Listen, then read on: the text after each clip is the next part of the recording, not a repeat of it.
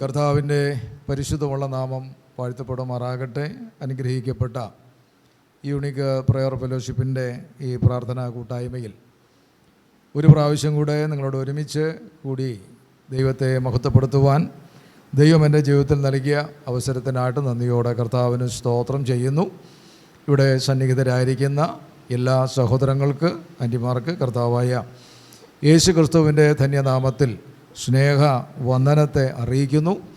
സാക്ഷി വചനങ്ങൾ കേട്ടപ്പോൾ ചില ആളുകൾക്കൊക്കെ ഈ മാസം ബർത്ത്ഡേ മാസമാണെന്ന് മനസ്സിലാക്കാനായിട്ട് കഴിഞ്ഞു. വളരെ സന്തോഷമുണ്ട്. എൻ്റെയും ബർത്ത്ഡേ ഈ മാസത്തിൽ തന്നെയാണ്. 18-ാം തീയതിയാണ്. 57 വയസ്സ് പൂർത്തീകരിക്കും. 58-ലേക്ക് കടക്കുകയാണ് ഞാനും. വളരെയധികം സന്തോഷം തോന്നാനായിട്ടിടയായി തീരുന്നു.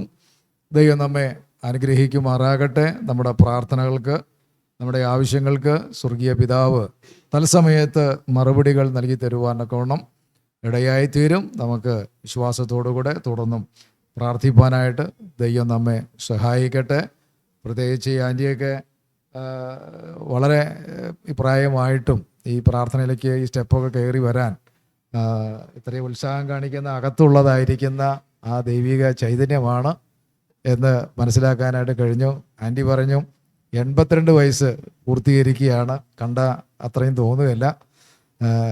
ദൈവം എത്രത്തോളമൊക്കെ ആരോഗ്യവും ബലമൊക്കെ നൽകുന്നതോർത്ത് ഞാൻ ദൈവത്തിന് സ്തോത്രം ചെയ്യുന്നു. ദൈവം എല്ലാവരെയും ധാരാളമായിട്ട് അനുഗ്രഹിക്കട്ടെ.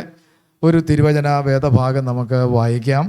മത്തായി എഴുതിയ സുവിശേഷം 7-ാം അധ്യായം 24 മുതലുള്ള ചില വാക്യങ്ങൾ ആരെങ്കിലും ഒന്ന് വായിച്ച് സഹായിക്കുന്നത് വളരെ നന്നായിരിക്കും. ഈ വചനഭാഗം നമ്മളിതിന് മുൻപേ പല ആവർത്തി വായിക്കുകയും ഇതിൽ നിന്ന് നമ്മൾ കേൾക്കുകയും ചെയ്തിട്ടുള്ളവരാണ്. ഇന്ന് ഒരിക്കൽ കൂടെ ആ തിരുവചന ഭാഗത്തെ നമ്മൾ ധ്യാനിക്കുവാനായിട്ട് ദൈവസന്നിധിയിൽ ആഗ്രഹിക്കുകയാണ്. 24-ാം വാക്യം ആരംഭിക്കുന്നത്, ആകയാൽ എൻ്റെ ഈ വചനങ്ങളെ കേട്ട് ചെയ്യുന്നവൻ ഒക്കെയും പാറമേൽ വീട് പണിത ബുദ്ധിയുള്ള മനുഷ്യനോട് തുല്യനാകുന്നു. ആ വാക്യത്തിൽ നമുക്ക് കാണുവാൻ കഴിയുന്നുണ്ട്, ഒന്ന്, ഈ വചനങ്ങൾ കേൾക്കണം. രണ്ടാമത് പറയുന്നു, കേട്ട വചനം അനുസരിക്കണം. ഇങ്ങനെ ഈ കേൾക്കുകയും അത് ചെയ്യുകയും ചെയ്യുന്നവനെ കുറിച്ചാണ് ഈ വചനഭാഗത്തിലൂടെ പറയുന്നത്. പലപ്പോഴും നമ്മൾ കേൾക്കുക മാത്രം ചെയ്യുന്നവരായി മാറാറുണ്ട്. പ്രസംഗം നമ്മൾ കേൾക്കാറുണ്ട് പലപ്പോഴും. പക്ഷെ കേൾക്കുന്നത് മുഴുവൻ നമ്മൾ പ്രായോഗികമായ ജീവിതത്തിനകത്തേക്ക് കൊണ്ടുവരാൻ പലപ്പോഴും കഴിയുന്നില്ല, അതിന് ശ്രമിക്കുന്നില്ല എന്നുള്ളത് കാണാൻ കഴിയും. വെളിപ്പാട് പുസ്തകം 1-ാം അധ്യായത്തിൽ നമ്മൾ വായിക്കുമ്പോൾ ഈ പുസ്തകത്തിൽ എഴുതിയിരിക്കുന്നത് വായിക്കുന്നതും വായിച്ച് കേൾപ്പിക്കുന്നവനും കേൾക്കുന്നവനും അതിലെഴുതിയിരിക്കുന്നത് പ്രമാണിക്കുന്നവരും ഭാഗ്യവാന്മാർ എന്ന് അവിടെ രേഖപ്പെടുത്തിയിട്ടുണ്ട്. അപ്പോൾ കേൾക്കുന്നതും ഒരു ഭാഗ്യം തന്നെയാണ്. പക്ഷെ കേൾക്കുന്നതിനോടൊപ്പം കേൾക്കുന്നത് പ്രമാണിക്കുക കൂടെ ചെയ്യുന്നുണ്ടെങ്കിൽ അത് അതിനേക്കാൾ ഭാഗ്യകരമായിരിക്കുന്ന ഒരു കാര്യമാണ്. യാക്കോബിൻ്റെ ലേഖനത്തിൽ 1-ാം അധ്യായം 22-ാമത്തെ വാക്യം നമ്മൾ വായിക്കുമ്പോൾ അവിടെ ഇങ്ങനെയും കൂടെ നമുക്ക് കാണുവാനായിട്ട് കഴിയുന്നുണ്ട്. അപ്പോൾ അവിടെ യാക്കോബ് നൽകുന്ന ഒരു പ്രബോധനം, എങ്കിലും വചനം കേൾക്കുക മാത്രം ചെയ്തതുകൊണ്ട് തങ്ങളെ തന്നെ ചതിക്കാതെ അതിനെ ചെയ്യുന്നവരായും ഇരിപ്പിൻ. അതാണ് ഞാൻ ആരംഭത്തിൽ പറഞ്ഞത്. പ്രസംഗം കേൾക്കുക മാത്രമല്ല, കേൾക്കുന്നത് ചെയ്യുന്നവർ കൂടെ ആയിരിക്കണം. അതാണ് നമ്മൾ വായിച്ച വാക്യത്തിൽ കാണുന്നത്, ആകയാൽ എൻ്റെ ഈ വചനങ്ങളെ കേട്ട് ചെയ്യുന്നവൻ ഒക്കെയും. അപ്പോൾ കേൾക്കുക മാത്രമല്ല, കേൾക്കുക എന്ന് പറഞ്ഞാൽ നമ്മൾ ഒരു ചെവിക്കകത്തുകൂടെ കേട്ടു, അടുത്ത ചെവിക്കകത്തുകൂടെ അതങ്ങ് പുറത്തേക്ക് തള്ളിപ്പോയത് കൊണ്ട് ഒരു പ്രയോജനവുമില്ല. കേൾക്കുന്ന വചനം അത് പ്രമാണിക്കാൻ, അത് ചെയ്യുന്നവരായി ഇരിക്കുക. എബ്രായ ലേഖനത്തിൽ നമ്മളിത് സംബന്ധിച്ച് വായിക്കുമ്പോൾ ഇസ്രായേലിനോടുള്ള ബന്ധത്തിൽ പറയുന്നുണ്ട്, കേട്ട വചനം അവർക്ക് ഉപകാരമായി വന്നില്ല. അപ്പം കേട്ടത് കൊണ്ട് ഉപകാരപ്രദമായി തീരുകയില്ല. കേട്ടാൽ അത് ഭാഗ്യമാണ് എന്ന് വെളിപ്പാട് പുസ്തകം പറയുന്നുണ്ടെങ്കിലും കേൾവി മാത്രം പോരാ, കേട്ടത് നമുക്ക് ഉപകാരമായി വരണമെങ്കിൽ കേൾക്കുന്ന കാര്യം നമ്മൾ ചെയ്യുന്നവർ കൂടെ ആയിരിക്കണം. എങ്കിൽ മാത്രമേ ഒരു ഭാഗ്യ അനുഭവം ഉണ്ടാകുള്ളൂ. ഇവിടെ പറഞ്ഞ പശ്ചാത്തലം നമുക്കറിയാം. ഈ അധ്യായത്തിൽ നമ്മൾ ശ്രദ്ധിക്കുമ്പോൾ ഇവിടെ വായിച്ച ഭാഗത്ത് 2 വീടുകളെയാണ് നമുക്ക് കാണാനായിട്ട് കഴിഞ്ഞത്. ഒന്ന് പാറമേൽ അടിസ്ഥാനമിട്ട് പണിത വീട്, മറ്റൊന്ന് മണലിന്മേൽ അടിസ്ഥാനമിട്ട് പണിത വീട്. അതുപോലെ തന്നെ 2 വഴികളെ കുറിച്ച് ഈ അധ്യായത്തിൽ പറഞ്ഞിട്ടുണ്ട്. ഒന്ന് ഇടുക്ക് വഴിയായിട്ടുള്ളത്, മറ്റൊന്ന് വിശാലമായിട്ടുള്ള വഴി. അതിനുശേഷമായിട്ട് പറഞ്ഞിട്ടുണ്ട് നല്ല വൃക്ഷം, പിന്നെ പറഞ്ഞിട്ടുണ്ട് ആകാത്ത വൃക്ഷം. നല്ല ഫലത്തെക്കുറിച്ച് പറഞ്ഞിട്ടുണ്ട്, ആകാത്ത ഫലത്തെക്കുറിച്ച് പറയും. ഇതൊക്കെ ഈ അധ്യായത്തിൻ്റെ 13 മുതലുള്ള വേദവാക്യങ്ങളൊക്കെ നമ്മൾ വായിച്ചു നോക്കുമ്പോൾ ഈ തരത്തിൽ 2 നമുക്ക് കാണാൻ കഴിയും. അപ്പോൾ 2 വഴികളെക്കുറിച്ച് പറഞ്ഞു, 2 വൃക്ഷങ്ങളെ, 2 ഫലങ്ങളെ കുറിച്ച് പറഞ്ഞതിന് ശേഷം പിന്നീട് പറഞ്ഞിട്ടുള്ള ഒരു കാര്യമാണ് 2 വീടുകളെ കുറിച്ച് പറഞ്ഞിട്ടുള്ളത്. അതിങ്ങനെയാണ്: എൻ്റെ വചനങ്ങളെ കേട്ട് ചെയ്യുന്നവനൊക്കെയും പാറമേൽ വീട് പണിത ബുദ്ധിയുള്ള മനുഷ്യനോട് തുല്യനാകുന്നു. അപ്പോൾ ഈ മനുഷ്യൻ പണിത വീട് എന്ന് പറയുന്നത് പാറമേൽ പണിതിരിക്കുന്ന ഒരു വീടാണ്. അതിൻ്റെ താഴെ നമുക്ക് അടുത്തൊരു വീട് നമുക്ക് കാണാനായിട്ട് കഴിയുന്നുണ്ട്. ആ വീട് മണലിന്മേൽ പണിതിരിക്കുന്ന വീടാണ്. പാറമേൽ പണിത ആ വീടും മണലിന്മേൽ പണിത വീടും നമ്മൾ ഒന്ന് നിരീക്ഷിച്ചാൽ, നമ്മൾ നോക്കിയാൽ, 2ഉം കാഴ്ചയിൽ ഏകദേശം ഒരുപോലെ ഇരിക്കുന്ന വീടാണ്. കാരണം ഇതിൻ്റെ അടിസ്ഥാനം കിടക്കുന്നത് മണ്ണിൻ്റെ അടിയിലാണ്. അതിൻ്റെ മുകളിലേക്കുള്ള ഭാഗമാണ് നമുക്ക് കാണാനായിട്ട് കഴിയുന്നത്. അതുകൊണ്ട് മുകൾ ഭാഗത്തേക്ക് നമ്മുടെ ശ്രദ്ധയെ കൊണ്ടുവന്നാൽ മണലിന്മേൽ പണിത വീടും പാറമേൽ പണിത വീടും ഏതാണ്ട് ഒരുപോലെയാണ് ഇരിക്കുന്നത്. അതിന് നമുക്ക് പെട്ടെന്ന് തിരിച്ചറിയാനായിട്ട് സാധിക്കുന്നില്ല എന്നുള്ളതാണ് അതിലൊരു വസ്തുത. അപ്പോൾ ഈ 2ഉം തമ്മിൽ തിരിച്ചറിയുന്ന ഒരു സന്ദർഭമാണ് പിന്നീട് വരാനായിട്ട് പോകുന്നത്. കാഴ്ചയിൽ ഈ വീട് എവിടെയാണ് അടിസ്ഥാനം ഇട്ടിരിക്കുന്നത് എന്ന് കാഴ്ചയിൽ പറയാനായിട്ട് പലതിനെ കൊണ്ടും സാധിക്കുന്നില്ല. കാരണം കാഴ്ചയിൽ ഏതാണ്ട് സെയിമാണ്, ഒരുപോലെയാണ് ഇരിക്കുന്നത്. പക്ഷേ ഇത് അടിസ്ഥാനപ്പെട്ട് കിടക്കുന്നത് എവിടെയാണെന്ന് പരിശോധിക്കപ്പെടുന്ന ഒരു സന്ദർഭം നമ്മുടെ ജീവിതത്തിനകത്തേക്ക് പിന്നീട് കടന്നു വരുന്നത് നമുക്ക് കാണുവാനായിട്ട് കഴിയും. നമുക്കറിയാം, നിരവധി ആളുകൾ പ്രാർത്ഥനയിൽ സംബന്ധിക്കുന്നവരാണ്, കൂട്ടായ്മകളിൽ ആചരിക്കുന്നവരാണ്, ദൈവവേലയ്ക്ക് വേണ്ടി കൊടുക്കുന്ന ആളുകളാണ്. ഇങ്ങനെയുള്ള പല ആളുകളെ നമുക്ക് കാണുവാൻ കഴിയും. പക്ഷേ എല്ലാവരും യഥാർത്ഥമായിട്ട് ഈ പാറമണയിൽ അടിസ്ഥാനപ്പെട്ട് കിടക്കുന്നവരല്ല എന്നുള്ളത് നമുക്ക് മനസ്സിലാക്കാനായിട്ട് കഴിയുന്നുണ്ട്. കാരണം ഇവിടെ പരിശോധിക്കപ്പെടുന്ന ഒരു സംഭവം, ഒന്ന് വൻമഴ ചൊരിഞ്ഞു, നദികൾ പൊങ്ങി, കാറ്റ് അടിച്ചു. 3 കാര്യങ്ങളാണ് അവിടെ കാണുന്നത്. ഒന്ന്, ഒരു ചെറിയ മഴയല്ല ഇവിടെ പെയ്തിരിക്കുന്നത്, വൻമഴ ചൊരിഞ്ഞു. രണ്ടാമത്, നദികൾ മൊത്തം പൊങ്ങി. മൂന്നാമത്തെ കാര്യമാണ്, കാറ്റ് അടിച്ചു. അപ്പോൾ ഈ പെയ്ത മഴയും പൊങ്ങിയ വെള്ളവും ഒക്കെ കൂടി ചേർന്ന് കാറ്റിൻ്റെ പിൻബലത്തോടു കൂടി വന്ന് ഈ വീടിനെ അലയ്ക്കുന്നത് നമ്മൾ കാണുന്നുണ്ട്. ഈ വീടിനെ അലച്ചു കഴിഞ്ഞപ്പോൾ അതിലൊരു വീട് അവിടെ നിൽക്കുകയും മറ്റൊരു വീട് പെട്ടെന്ന് തന്നെ നിലം പരിശായി ചീരുകയും ചെയ്യുന്ന ഒരു കാഴ്ച നമുക്കവിടെ കാണാനായിട്ട് സാധിക്കുന്നുണ്ട്. ഇവിടെയാണ് പരിശോധിക്കപ്പെടുന്ന ഒരു സന്ദർഭം എന്ന് പറയുന്നത്. ജീവിതത്തിനകത്ത് നമ്മൾ പ്രതീക്ഷിക്കാത്തതായ വൻമഴയും വലിയ കാറ്റുമൊക്കെ ജീവിതത്തിൻ്റെ നേരെ ആഞ്ഞടിക്കുമ്പോൾ അതിൻ്റെ മുൻപിൽ തകർന്നു പോകാതെ നിൽക്കുവാൻ ഒരുവന് കഴിയണമെങ്കിൽ ആ മനുഷ്യൻ്റെ ജീവിതം പാറമേൽ അടിസ്ഥാനപ്പെട്ട് കിടക്കണം. എങ്കിൽ മാത്രമേ അതിന് നിൽക്കുവാനായിട്ട് സാധ്യമായി തീരുകയുള്ളൂ.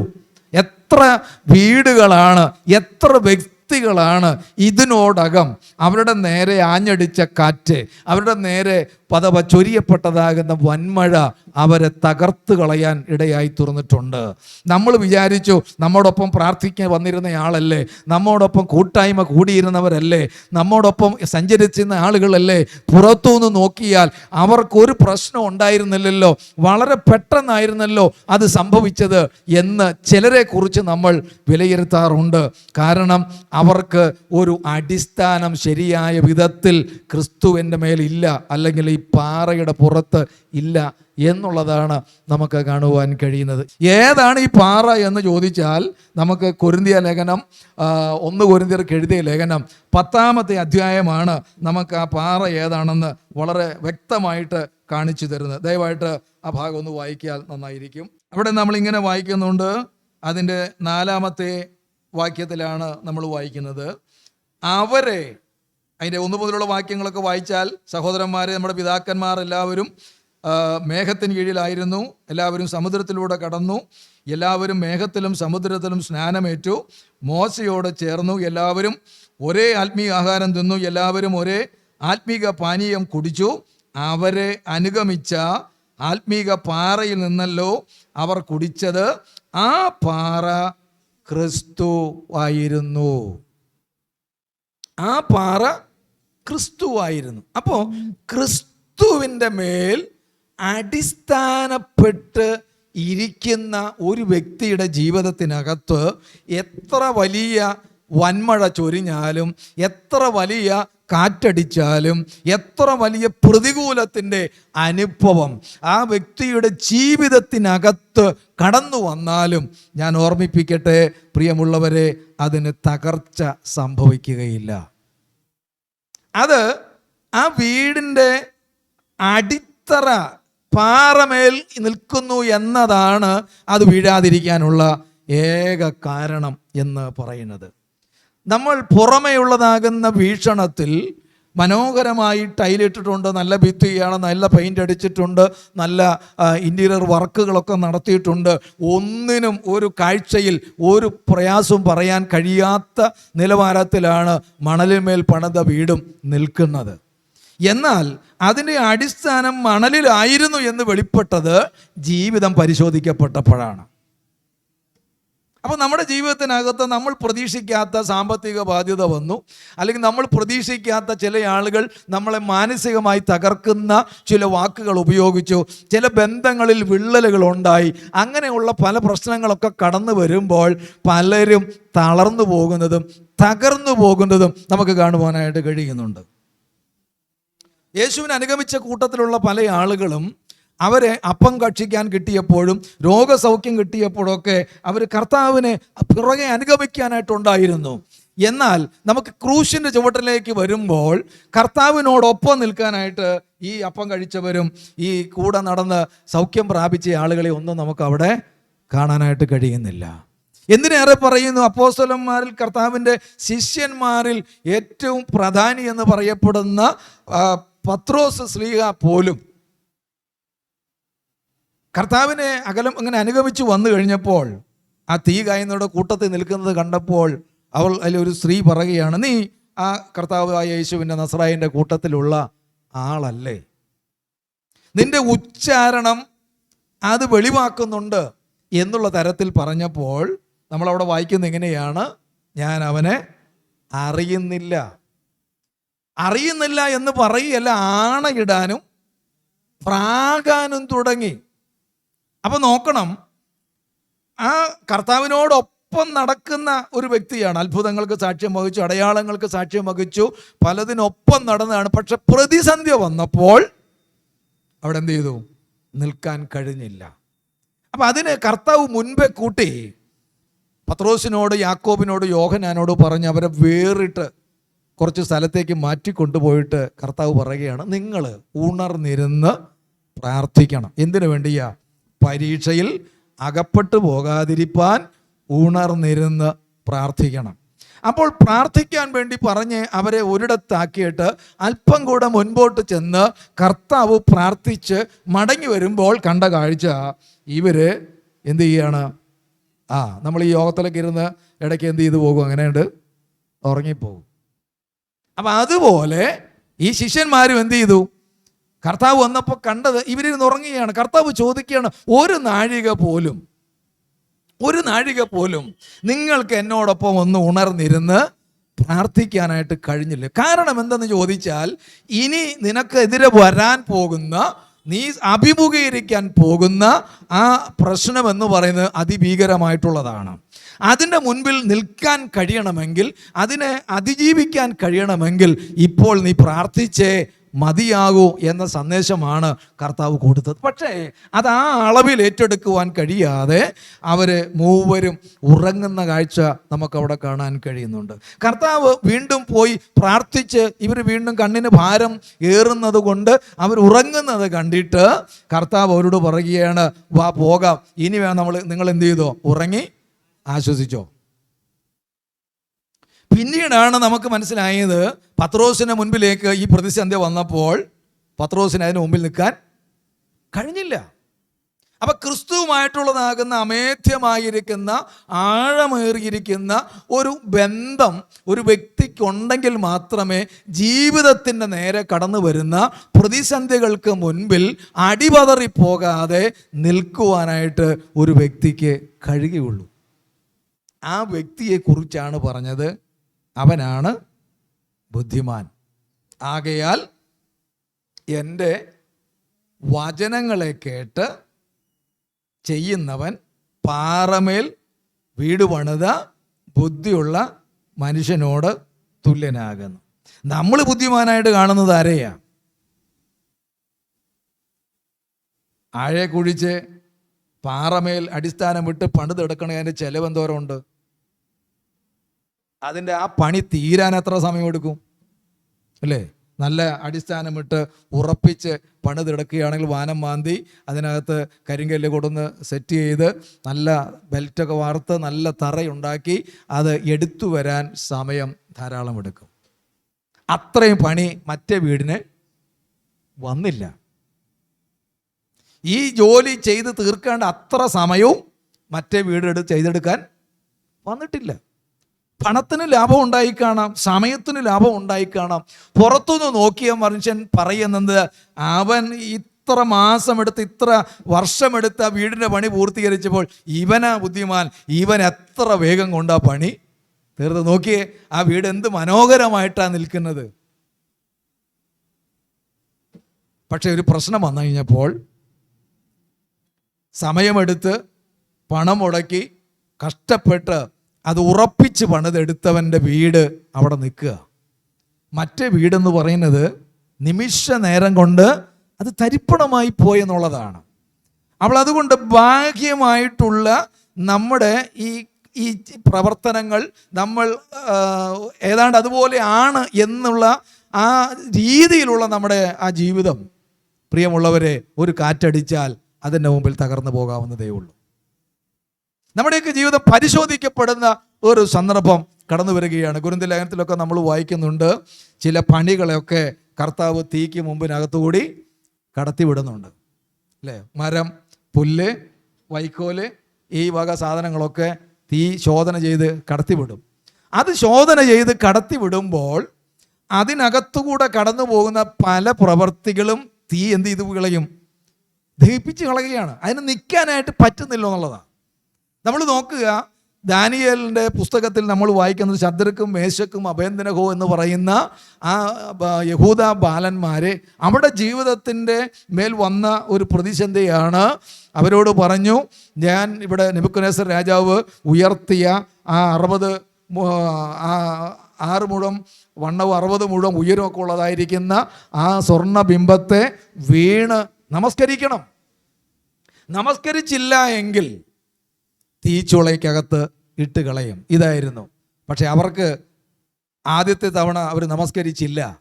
ആ വിവരം നെബൂഖദ്നേസർ അറിഞ്ഞപ്പോൾ നെബൂഖദ്നേസർ വീണ്ടും വിളിച്ചുകൊണ്ട് പറയുകയാണ്, നിങ്ങൾക്ക് വേണ്ടി രണ്ടാമതും ഈ വാദനാദിത്രങ്ങളൊക്കെ ഉപയോഗിക്കുകയാണ്.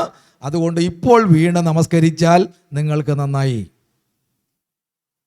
അപ്പോൾ അവർക്ക് പറയാനൊരു മറുപടിയേ ഉള്ളൂ, നെബൂഖദ്നേസറേ, ഞങ്ങൾ സേവിക്കുന്ന ഞങ്ങളുടെ ദൈവം ഞങ്ങളെ വിടുവിച്ചാലും ഇല്ലെങ്കിലും നീ നിർത്തിയിരിക്കുന്ന ഈ ബിംബത്തെ ഞങ്ങൾ നമസ്കരിക്കുകയില്ല.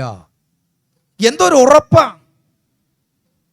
വേണമെങ്കിൽ അവർക്കിങ്ങനെ ചിന്തിക്കാം, ആദ്യത്തെ ഒരു തവണ നമസ്കരിക്കാതിരുന്നപ്പോൾ തന്നെ രാജകൽപ്പന കർക്കശമാണ്, അവരെ തീക്കകത്തേക്ക് കൊണ്ടുപോയി ഇടേണ്ടതാണ്. പക്ഷേ ഒരു ചാൻസ് കൂടെ അവർക്ക് വീണ്ടും കിട്ടിയിരിക്കുകയാണ്. ആ ചാൻസ് വന്നു കഴിയുമ്പോൾ ന്യായമായിട്ടും വേണമെങ്കിൽ ചിന്തിക്കാം, ആദ്യത്തെ തവണ തന്നെ നിയമം നടപ്പിലാക്കേണ്ടതാണ്, പക്ഷെ നടപ്പിലാക്കിയില്ല. എനിക്ക് രണ്ടാമതൊരു അവസരം കൂടെ കിട്ടിയിരിക്കുന്നത് എനിക്ക് ഒരു പക്ഷേ രക്ഷപ്പെടാൻ വേണ്ടി ദൈവം ഒരുക്കിയിരിക്കുന്ന ഒന്നായിരിക്കാം. ജസ്റ്റ് ഒന്ന് വണങ്ങുകയല്ലേ വേണ്ടോ, മനസ്സൊക്കെ ആരറിയുന്നുണ്ട്? ദൈവം അറിയുന്നുണ്ടല്ലോ. തൽക്കാലം ഇപ്പം ജീവൻ രക്ഷപ്പെടുത്താം എന്ന് വേണമെങ്കിൽ അവർക്ക് ചിന്തിക്കുക. പക്ഷെ അവർക്ക് പറയാനുള്ള സ്റ്റാൻഡ് എന്ന് പറയുന്നത്, ഞങ്ങൾ സേവിക്കുന്ന ഞങ്ങളുടെ ദൈവം ഞങ്ങളെ വിടുവിച്ചാലും ഇല്ലെങ്കിലും, വിടുവിക്കുകയോ വിടുവിക്കാതിരിക്കുകയോ ചെയ്യാം, അതവർക്ക് ഉറപ്പില്ല. ഒരുപക്ഷെ വിടുവിക്കാം, അല്ലെങ്കിൽ വിടുവിക്കില്ലായിരിക്കാം. ഇത് രണ്ടായാലും ഞങ്ങൾ നീ നിർത്തിയിരിക്കുന്ന ഈ ബിംബത്തെ ഞങ്ങൾ നമസ്കരിക്കുകയില്ല. ആ തീരുമാനത്തിൻ്റെ പുറത്തല്ലേ ദൈവം അവിടെ പ്രവർത്തിച്ചത്, അല്ലേ? അവരെ കൊണ്ടുപോയി ഇട്ടതായിരിക്കുന്ന ബലശാലികളായിരിക്കുന്ന ആളുകൾ ആ തീ ജ്വാല ഏറ്റുകൊണ്ട് അവരെ കരിഞ്ഞുപോയി.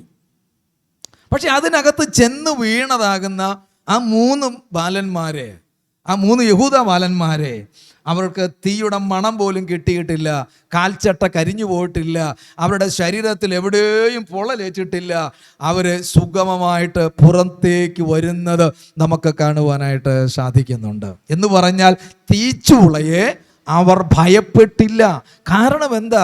അവർ ദൈവമായിട്ട് ഉള്ള ബന്ധത്തിൽ അങ്ങനെ അടിയുറച്ചു നിൽക്കുകയാണ്. പ്രിയമുള്ളവരെ, നമ്മുടെ ജീവിതത്തെ ഹനിക്കുന്ന, ജീവിതത്തെ തകർത്ത് കളയുന്ന ഭീഷണികളാകട്ടെ, ശത്രുവാകുന്ന പിശാച് നമുക്കെതിരെ ഉയർത്തുന്ന വെല്ലുവിളികളാകട്ടെ, അത് നമ്മുടെ നേരെ വരുമ്പോൾ അതിൻ്റെ മുമ്പിൽ പതറിപ്പോകാതെ അതിൻ്റെ മുമ്പിൽ നിൽക്കുവാൻ നമുക്ക് കഴിയണമെങ്കിൽ നാം സേവിക്കുന്ന നമ്മുടെ കർത്താവുമായിട്ട് അമേധ്യമായിരിക്കുന്ന ഒരാഴമുള്ള ബന്ധം നമുക്ക് ഉണ്ടാകണം. ഇല്ലാത്ത പക്ഷം വീഴ്ച അത് വളരെ വലിയതായിരിക്കും. നമ്മൾ ആ വചനത്തിൽ വായിക്കുന്നുണ്ട്, വൻമഴ ചൊരിഞ്ഞു, നദികൾ പൊങ്ങി, കാറ്റടിച്ചു, ആ വീട്ടിന്മേൽ അലച്ചു, അത് വീണു, അതിൻ്റെ വീഴ്ച വലിയതായിരുന്നു. അതിൻ്റെ വീഴ്ച വലിയതായിരുന്നു. എന്തുമാത്രം നഷ്ടമാണ് സംഭവിച്ചത്! ഒരു നിമിഷ നേരം കൊണ്ട് ആ സ്വപ്നങ്ങളൊക്കെ തകർന്ന് അടിഞ്ഞു പോകുവാൻ ഇടയായി തീർന്നു. പ്രിയമുള്ളവരെ, നമ്മൾ തകരണമെന്ന് ആഗ്രഹിക്കുന്നത് ദൈവമല്ല, ദുഷ്ടനായ പിശാചാണ്.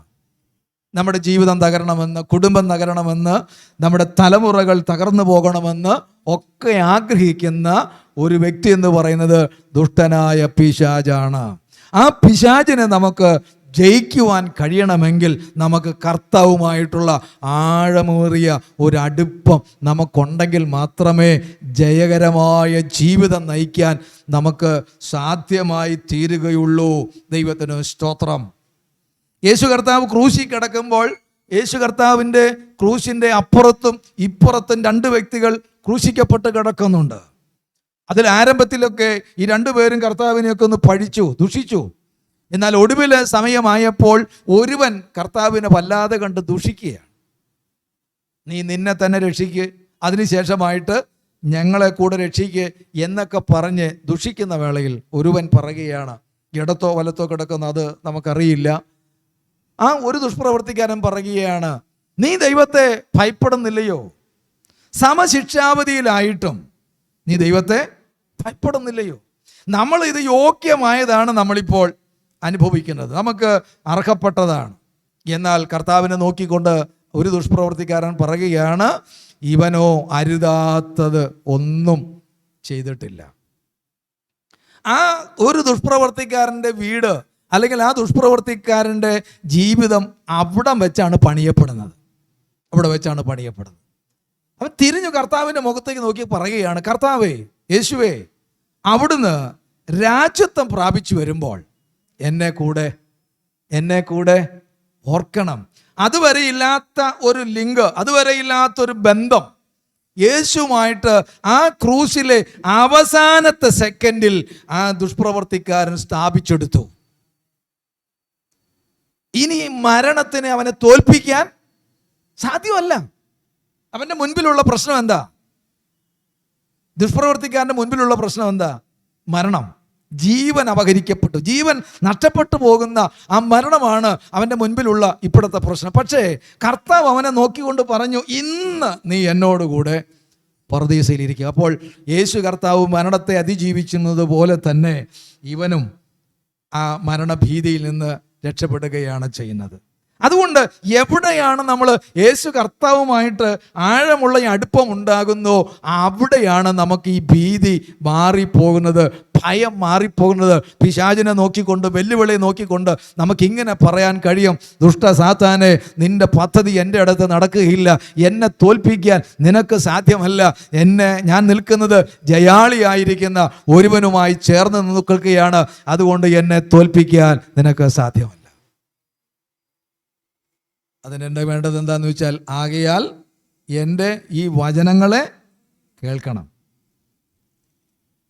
അത് കേൾക്കാൻ മനസ്സ് വയ്ക്കണം. കേട്ടാൽ മാത്രം പോരാ, അതുപോലെ ചെയ്യാനും കൂടെ നമുക്ക് സന്നദ്ധ ഉണ്ടാകണം. പ്രിയമുള്ളവരെ, നിരവധി കൂട്ടായ്മകളിൽ നമ്മൾ ദൈവവചനം കേൾക്കുന്നുണ്ട്, ദൈവവചനം നമ്മൾ വായിക്കുന്നുണ്ട്. എത്ര കണ്ട് അത് നമ്മിലേക്ക് പ്രായോഗിക ജീവിതത്തിലേക്ക് കൊണ്ടുവരുന്നുണ്ട്. നമുക്കിഷ്ടപ്പെട്ടത് എടുക്കുകയും നമുക്കിഷ്ടം വരാത്തത് നമ്മൾ തള്ളിക്കളയുകയും ചെയ്യുകയല്ല വേണ്ടത്. കർത്താവ് പറഞ്ഞ മുഴുവചനങ്ങളും നമുക്കനുസരിക്കാനുള്ളതാണ്. അത് മുഴുവനായിട്ടും പ്രായോഗികമായ തലത്തിൽ കൊണ്ടുവരുവാൻ നമുക്ക് കഴിഞ്ഞാൽ ബുദ്ധിയുള്ള മനുഷ്യനോട് തുല്യനാണ്. കർത്താവ് നോക്കുന്നത്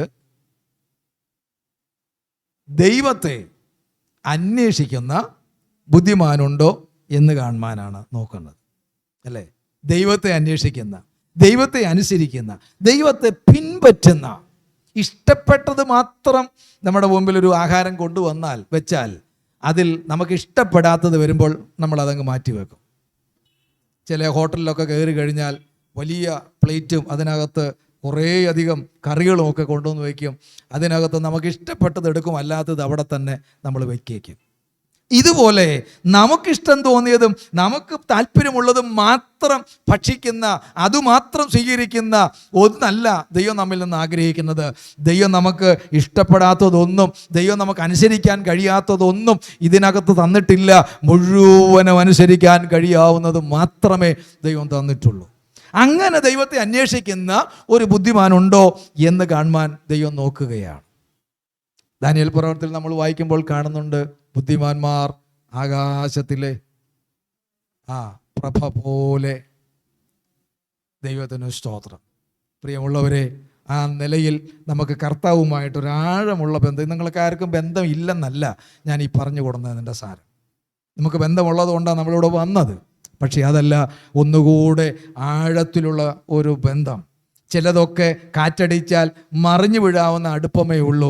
ചിലതിനൊക്കെ ഒരു വന്മഴ വന്നാൽ, ഒരു പ്രതിസന്ധി വന്നാൽ, ഒരു രോഗം വന്നാൽ, ഒരു മാനസിക പ്രശ്നം വന്നാൽ, ഒരു സാമ്പത്തിക പ്രശ്നം വന്നാൽ യോഗം മുടക്കുന്ന, പ്രാർത്ഥനയ്ക്ക് വരാതിരിക്കുന്ന, മാനസികമായി തളരുന്ന ഒരു ബന്ധമല്ല നമുക്കുണ്ടാകേണ്ടത് ഏത് കഷ്ടതയുടെ നടുവിലൂടെയും കടന്നു പോകുമ്പോഴും പിരിയാബന്ധമാണ് നമുക്ക് കർത്താവുമായിട്ടുണ്ടാകേണ്ടത്. പൗലോസ് അപ്പോസ്തലനൊക്കെ പറയുന്നത്, ജീവിതത്തിൽ അനുഭവിച്ച കഷ്ടതയുടെ ഒരു അരിപത്തുകൂടി പോലും നമ്മൾ പോയിട്ടില്ല, അല്ലേ? 2 കൊരിന്ത്യർ ലേഖനത്തിലൊക്കെ അത് വായിക്കുന്നുണ്ട്. കർത്താവിൻ്റെ ദാസൻ അനുഭവിച്ചത് കടലിലെ ആപത്ത്, കള്ളന്മാരാലുള്ള ആപത്ത്, പലവട്ടം പട്ടിണി, അടി കൊണ്ടിട്ടുള്ളത്, തടവ് അനുഭവിച്ചിട്ടുള്ളത്, ഇതൊക്കെ അനുഭവിച്ചിട്ടുണ്ട്. ഇതൊക്കെ അനുഭവിച്ചിട്ടും കർത്താവിൻ്റെ ദാസൻ പറഞ്ഞത്, ഇവയാൽ ഒന്നിലും ക്രിസ്തുവിനുള്ള എൻ്റെ സ്നേഹത്തിൽ നിന്ന് എന്നെ വേർപിരിക്കാൻ, കാരണം ആ ബന്ധം അങ്ങനെയാണ്. അപ്പൊ കഷ്ടതയ്ക്കോ പട്ടിണിക്കോ ആപത്തിനോ വാളിനോ നഗ്നതയ്ക്കോ ഒന്നിനും വേർപിരിക്കാൻ കഴിയാത്ത അത്ര ഡീപ്പായിട്ടുള്ള, അത്ര ആഴമായിട്ടുള്ള ഇഴപിരിയാത്ത ഒരു ബന്ധം കർത്താവുമായിട്ട് ഉണ്ടാകുന്നു എന്നുള്ളതാണ്. ഇന്ന് പകൽ പ്രിയമുള്ളവരെ, ആ നിലയിലേക്ക് നമ്മുടെ ജീവിതത്തെ കർത്താവുമായിട്ടൊന്ന് അടുപ്പിക്കാൻ നമുക്ക് ദൈവകരങ്ങളിലേക്ക് നമ്മെ ഒന്ന് സമർപ്പിക്കാൻ നമുക്ക് ഇടയായി തീരുമോ? ദൈവത്തിന് സ്തോത്രം. ഒരു പാട്ടിൻ്റെ വരി ഒരുമിച്ചൊന്ന് പാടാൻ ആഗ്രഹിക്കുന്ന നിങ്ങൾക്കറിയാവുമെങ്കിൽ ഒന്ന് കൂടെ ചേർന്ന് പാടണേ. വൻമഴ പെയ്തു നദികൾ പൊങ്ങി എൻ വീടിന്മേൽ കാറ്റടിച്ചു. വൻമഴ പെയ്തു നദികൾ പൊങ്ങി എൻ വീടിന്മേൽ കാറ്റടിച്ചു. തളർന്നു പോകാതെ കരുതലിൻ കരം നീട്ടി, തളർന്നു പോകാതെ കരുതലിൻ കരം നീട്ടി, നടത്തിയ വഴികൾ നീ ഓർത്താൽ വൻമഴ പെയ്യട്ടെ, നദികൾ പൊങ്ങട്ടെ, എൻ വീടിന്മേൽ കാറ്റടിച്ചിടട്ടെ. വൻമഴ പെയ്യട്ടെ, നദികൾ പൊങ്ങട്ടെ, എൻ വീടിന്മേൽ കാറ്റടിച്ചിടട്ടെ. നീ തകർന്നിടുവാൻ നോക്കി നിന്നോരെല്ലാം കാണുന്നു നിൻ മുൻപിൽ വിശാലവാതിൽ.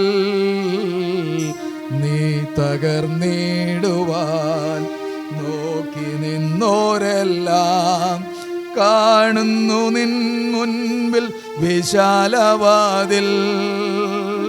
യഹോവ നിനക്കായി കരുതിയ വഴികൾ നീ പോലും അറിയാതിന്നും.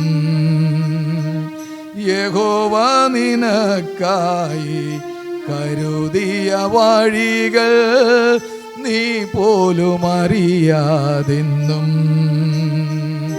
ചെങ്കടൽ മൂടട്ടെ, തീച്ചൂളയേറട്ടെ, അടഞ്ഞവയെല്ലാം തുറന്നിടുമേ. ചെങ്കടൽ മൂടട്ടെ, തീച്ചൂളയേറട്ടെ, അടഞ്ഞവയെല്ലാം തുറന്നിടട്ടെ. വൻമഴ പെയ്തു നദികൾ പൊങ്ങി എൻ വീടിന്മേൽ കാറ്റടിച്ചു. ചേർന്ന് പാടാം. വൻമഴ പെയ്തു നദികൾ പൊങ്ങി എൻ വീടിന്മേൽ കാറ്റടിച്ചു.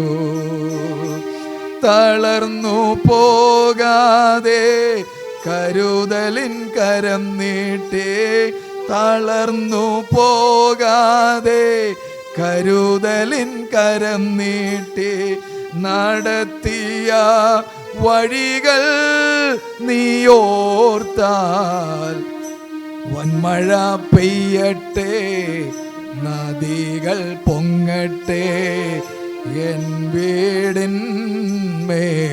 കാറ്റടിച്ചിടട്ടെ.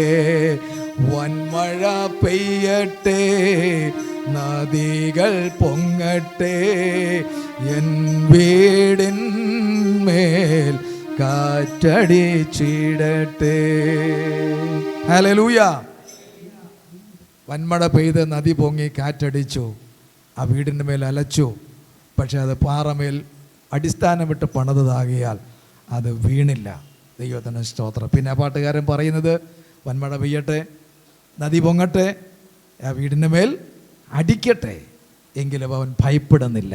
ഇന്ന് പകൽ ദൈവമക്കളെ, നമ്മുടെ ജീവിതത്തിനകത്ത് വരുന്ന പ്രതികൂലങ്ങളുടെയും പ്രയാസങ്ങളുടെ നടുവിൽ പതറിപ്പോകാതെ, ഭയപ്പെട്ടു പോകാതെ നിൽക്കുവാൻ കർത്താവ് എന്ന ആ ക്രിസ്തു എന്ന പാറമേൽ നമ്മുടെ പാർപ്പ് ഉറപ്പിക്കാം, അടിസ്ഥാനം ഒന്നുകൂടെ ഉറപ്പിക്കാം.